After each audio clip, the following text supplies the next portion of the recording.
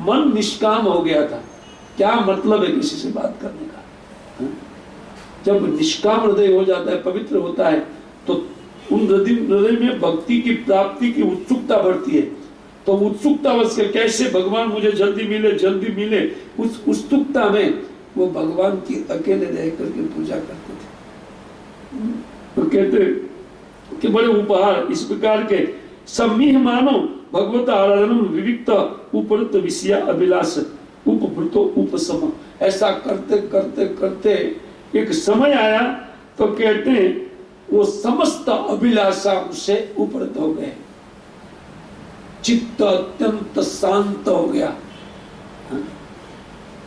हमारा चित्त शांत है, बैठे हैं प्रवचन में, आइडिया बना रहे हैं, मन ये खत्म होते ही उधर जाना है, उसको मिलना है, इसको फोन करना है, यह करना है, पता नहीं प्रवचन कितने बजे पूरा करेंगे।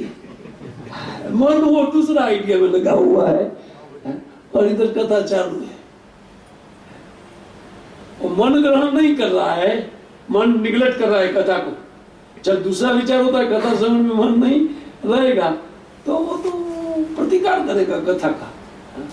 इसलिए या तो निद्रा चढ़ेगी अथवा तो वो फेस्टिवल करेगा, आज इससे बात करना है, उससे करना है, इस कितना मिलेगा, वो मिलेगा, वो मिलेगा। अशुद्ध चित्त है। भगवान के पूजन से, भगवान की कथा से चित्त शुद्ध होता है। जितनी मात्रा में हम कथा श्रवण करते जाएंगे हमारा चित्त शुद्ध होता जाएगा। तो जैसे उनका भगवान की आराधना से विविध, तो अकेले में भगवान की आराधना कर रहे थे, उपरत विषय अभिलाष, विषय कहते शब्द स्पर्श रूप रस गंध, उनका चित्त बिल्कुल वो अभिलाषा से विरक्त हो गया। अभी वो कुछ खाना नहीं चाहते थे, कुछ पीना नहीं चाहते थे, कुछ देखना नहीं चाहते थे, कुछ सुनना नहीं चाहते थे। उपरत उनको ऊपर उठ गया उनका मन, उन सब वस्तु से उदासीन हो गए। इसको बोलते उत आसीन, ऊपर एक आसन हो गया। और तब उन अभिलाषाओं से आंदोलित हुआ मन जो होता है ना, यह करना है, वह करना है, ये बदमाश है, ये ठीक है, ये मेरा मित्र है, और नाना प्रकार का भावना जो मन में होता है वही माया का दोष है। लेकिन भोगों का भावना जैसे समित हुआ उनके साथ साथ वो उदासीन हो गए उन भोगों के प्रति, उनका आसन ऊपर हो गया है? और कहते हैं उपभृतो उपशमम, और उसी प्रकार एकदम चित्त उपशम को प्राप्त हुआ तो पराम निवृत्तिम अवाप है? और उसी टाइम निर्वृत्तिम परमानंद में उनका चित्त मग्न हो गया। और उन परमानंद में भगवान की भक्ति जीव को सर्वश्रेष्ठ आनंद प्रदान करने वाली है। यद्यपि ये भाव भक्ति है, ये विधि भक्ति पालन कर रहे थे, इसको विधि भक्ति बोलते हैं। हम लोग जो विधि भक्ति करते हैं, कथा का सुनना, कीर्तन करना, जप करना, भगवान के विग्रह का सेवा करना, ये विधि भक्ति है। शास्त्र में विधान लिखा है कि ऐसा करते करते भाव भक्ति, तो ये भाव भक्ति उत्पन्न हो रहा है। जब चित्त एकदम विराम हो जाएगा भोगों से तो भगवान के प्रति भाव उत्पन्न होगा। भाव उनको कहते हैं जैसे सूर्य पूर्व में उदित होते हैं, उनके पहले एक आभा होती है, प्रकाश है? सूर्य दिखाई नहीं पड़ रहा है उनसे पहले, तो उसी प्रकार भगवत प्रेम जहां रहता है वो प्रेम अभी दिखाई नहीं पड़ेगा, उनको कहते हैं भाव। तो वो भाव भक्ति उत्पन्न हुई महाराज के चित्त में है?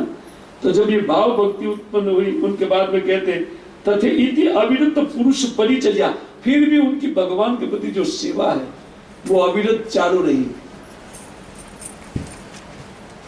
क्यों? क्योंकि जिनको प्रेम कर रहे थे उनके प्रति वो भाव उत्पन्न हुआ तो और बढ़िया से वो सेवा करने लगे।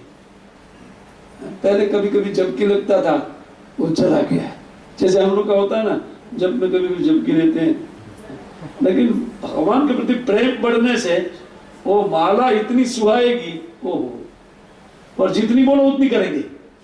क्यों? क्योंकि प्रेम हो गया है उसके साथ। नहीं प्रेम होने से घंटा लाएगा, अरे यार ये पूरा नहीं बोला, एक माला थी।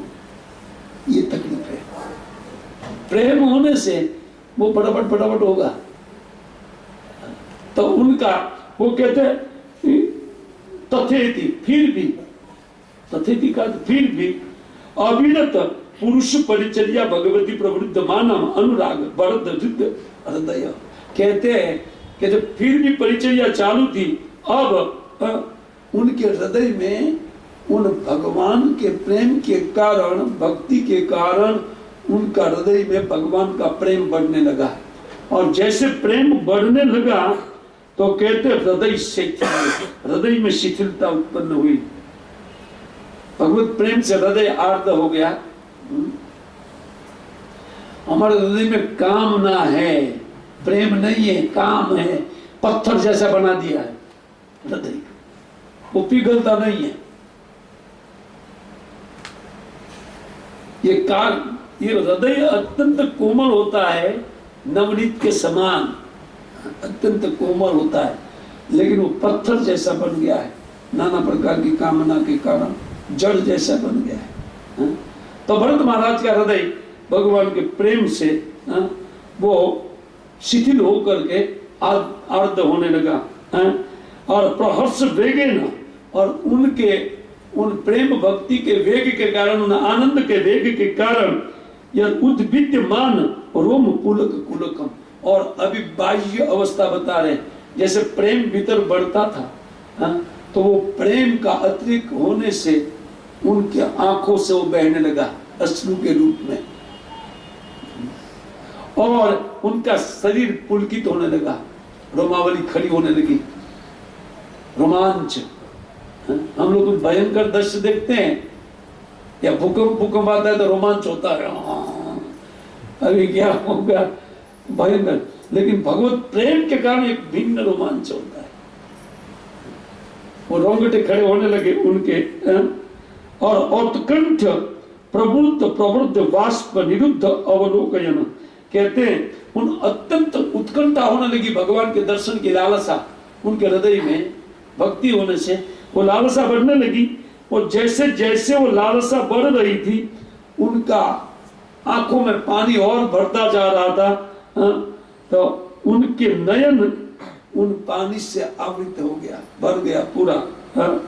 तो एवं निज रमण अरुणा चरण अरविंद अनुध्यानम परिचित भक्ति योगेन परिलुप्त आह्लाद गंभीर हृदय अवगाढ़ धिष्णम तच्चा अपि क्रियमानम भगवत परिचर्या न सस्मार। और हुआ क्या कि इन भक्ति के अतिरिक्त के कारण उनका हृदय में वो गंभीर भाव उत्पन्न हुआ भगवान के प्रति, उन भावना से हृदय आर्द्र हो गया, उनकी बुद्धि उन भावना में डूब गई।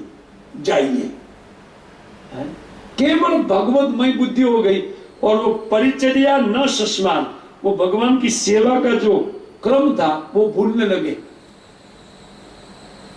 पहले भगवान को अगरबत्ती दिखाना चाहिए, धूप, फिर दीप, तो वो पहले दीपक चालू किया या पहले फूल चालू किया, इत्यादि क्रम में गड़बड़ होने लगी, उनको वो ठीक नहीं माने। अब उसी घटना में सुखदेव गोस्वामी पास जा रहे हैं, जो एक विचित्र घटना घटी, इतनी अवस्था से वो भरत महाराज फॉल डाउन हो गए, वो भगवान की भक्ति से च्युत हो गए।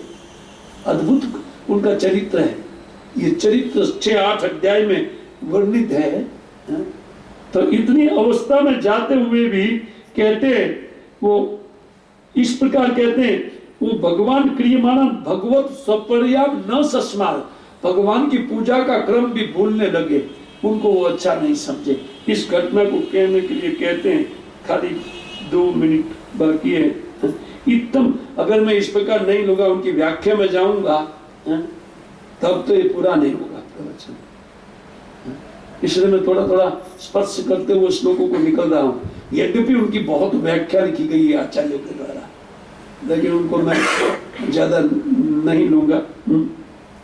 कहते इतम धृत भगवत एनिया अजीनम, और इसी प्रकार महाराज फिर उनका शरीर चल करके नदी में स्नान करने के लिए था, भाव भगवान के पास, लेकिन शरीर और प्रैक्टिस के अनुसार कार्य कर रहा था।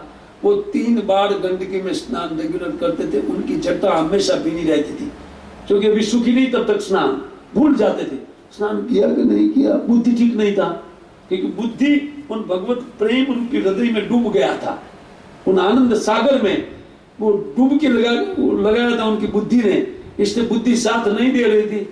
वो उनकी जटाएं इसलिए पीली पीली जटाएं थी, और उनसे प्रकाश निकल रहा था, दीप्तिमान जटा उनकी बन गई, रोचमाना, अत्यंत तो सुंदर लग रहे थे। उन जटा का वाट बन गया था, क्योंकि बाल काटते नहीं थे, उधर जंगल में कौन बाल काटेगा, तो वो जटा की वाट इत्यादि बन गया था, और बहुत सुंदर थे भरत महाराज। इनकी सुंदरता का वर्णन दिए हैं कि वो अजिनम, केवल मृग चर्म पहने हुए थे, ऊपर कुछ नहीं पहने थे, और बार बार नदी में स्नान करते थे, निकलते भूल जाते थे स्नान किया कि नहीं किया, दोबारा कर लेते थे, इसलिए जटा गीली रहती थी हमेशा। तो इस अवस्था में कहते हैं उन्होंने भगवान सूर्य का मंत्र, गायत्री मंत्र चालू किया बुद्धि को ठीक करने के लिए। अरे मेरी बुद्धि ठीक नहीं है, भगवान की परिचर्या में डिस्टर्ब हो रही है, बुद्धि मेरी ठीक नहीं चल रही है, और भगवान की सेवा में, यद्यपि भगवान की सेवा का आनंद उत्पन्न होकर के उनको बाधा दे रहा था, फिर भी भगवान की सेवा में बाधा समझ करके अपनी बुद्धि को ठीक करने के लिए महाराज एक श्लोक का उच्चारण करते, गायत्री श्लोक, सूर्य के प्रति श्लोक उच्चारण, इस श्लोक को हम लोग कर लेंगे। हरे कृष्ण। और उसी के बाद वो घटना आती है जहां वो फॉल डाउन होते हैं, वो